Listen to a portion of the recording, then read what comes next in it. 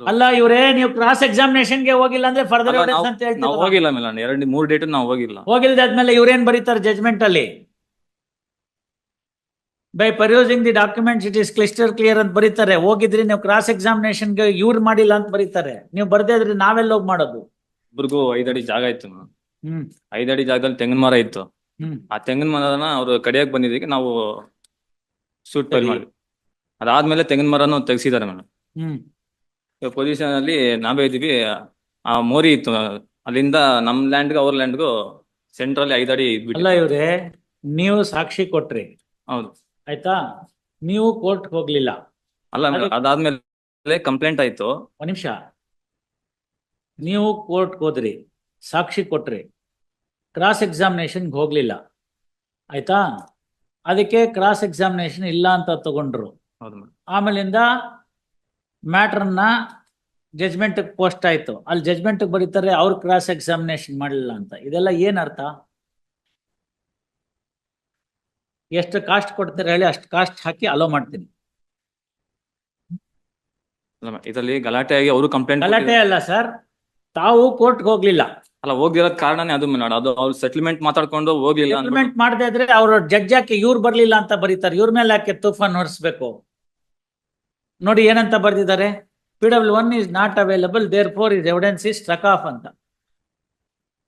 ಅದನ್ನ ಬರೆದ ಮೇಲೆ ಕ್ರಾಸ್ ಎಕ್ಸಾಮಿನೇಷನ್ ಮಾಡಲಿಲ್ಲ ಅಂತ ಬರೆದ್ರೆ ಏನ್ ಹೇಳೋದು? ಅವ್ರು ಸ್ಟ್ರೈಕ್ ಆಫ್ ಅಂತ ಮಾಡಿದ್ಮೇಲೆ ಆರ್ಡರ್ ಶೀಟ್ ಅಲ್ಲಿ ಕರೆಕ್ಟ್ ಆಗಿ ಮೆನ್ಷನ್ ಮಾಡಿದಾರೆ ಮೇಡಮ್. ಓದಿ, ಅದನ್ನೇ ಅವ್ರು ಕೊಟ್ಟಿದ್ದಾರೆ. ಆರ್ಡರ್ ಶೀಟ್ ಅದಕ್ಕೆ ಕೊಟ್ಟಿದ್ದಾರೆ, ತಾವು ಅದನ್ನು ಓದಿ.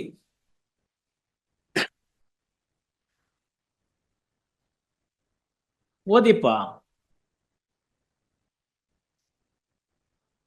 14/7/23 ಈ ತರ ಬರೀತಾರೆ ನೋಡಿ. Case is called at 11:33 AM. Plaintiff and counsel for the plaintiff absent, no representation. Counsel for defendant present, PW1 absent, case is passed over. Case is again called at 3:25. Plaintiff and counsel and plaintiff are absent, no representation. Counsel for defendant is present. Name of PW1 called in open court. PW1 is absent. Hence cross examination of PW1 closed. Yes. ಆಯ್ತೆ? Further evidence of the plaintiff is close, defendant evidence ಅಂತ ಮುಂದೆ ಎಲ್ಲ ಬಂತು. ಅದೆಲ್ಲ ಆಯ್ತು, ನೀವು ಮತ್ತೆ ಬರಲೇ ಇಲ್ಲ ಕೋರ್ಟ್ಗೆ. Counsel for defendant is present, submitted that plaintiff counsel not produce PW1 for tendering cross examination. They have not led any further evidence from their side.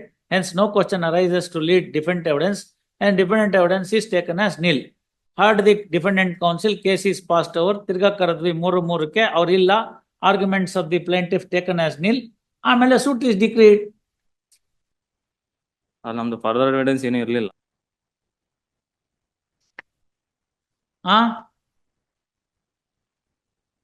Page 23.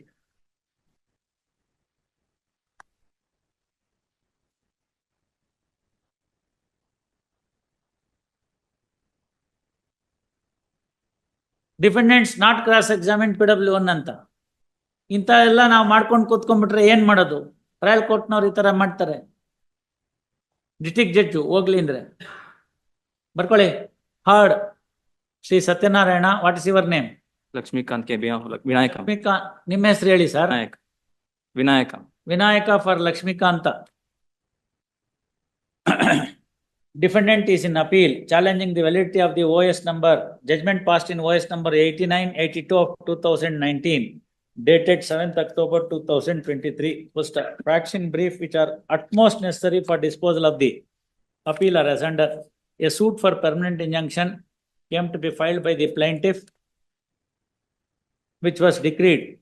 First, Lord Counsel for the appellant defendant has filed the copy of the order sheet. First, the amendment was carried out to the plaintiff, and plaintiff failed to amend the plaint. Thereafterwards, the matter was adjourned adjourned from time to time, and finally on 14/7/2023, the trial court noted as under and posted the matter to 14/8/23. First, the order sheet from 14/7/2023 to 5/9/2023 is called out here under for ready reference. First, next para. When such is the factual aspect of the matter in the impugned judgment, comma, in paragraph number 20, comma, the learned trial judge has observed as under, ಆಯ್ತಾ, paragraph number 33, ಆಯ್ತಾ.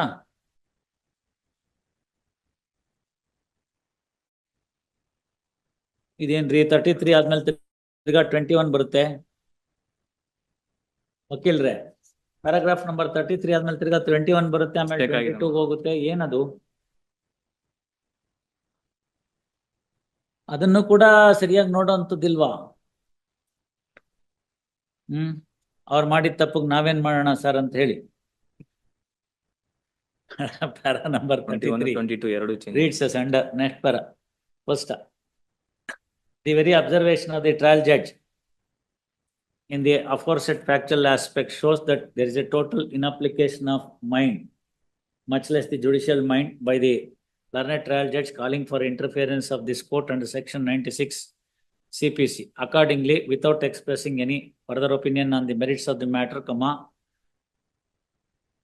the appeal needs to be allowed and matter is to be remitted to the trial court. Hence, following order, appeal allowed, matter is remitted to the trial court for fresh disposal in accordance with law from the stage of cross-examination of PW1.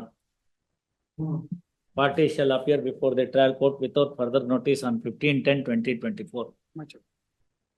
ನೋಡಿ, ಅವತ್ತು PW1 ಕರ್ಕೊಂಡೋಗಿ ತೆಂಗಿನ ಮರ ಕಡಿಸಿದ್ರು, ಏನ್ ಮಾಡಿದ್ರು ನೀವು ಅಲ್ಲಿ ಹೇಳಿ. ನಮ್ಮ ಯೂಟ್ಯೂಬ್ ಚಾನಲನ್ನು ಸಬ್ಸ್ಕ್ರೈಬ್ ಮಾಡಿ ಹಾಗೂ ಫೇಸ್ಬುಕ್ ಮತ್ತು ಇನ್ಸ್ಟಾಗ್ರಾಮನ್ನು ಫಾಲೋ ಮಾಡಿ.